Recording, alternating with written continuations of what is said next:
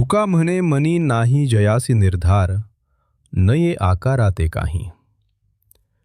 तुकाराम महाराज सांगतात, जी गोष्ट मनात ठामपणे ठरलेली नसते ती प्रत्यक्षात कधीच साकार होत नाही.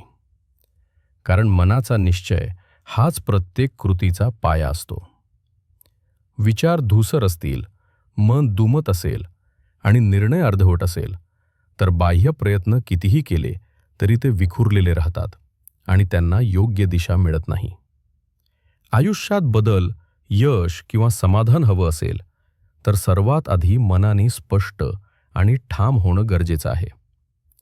नाहीतर हे असं होतं की माणूस म्हणतो मला यश हवंय, पण मनात कुठेच ठरलेलं नसतं.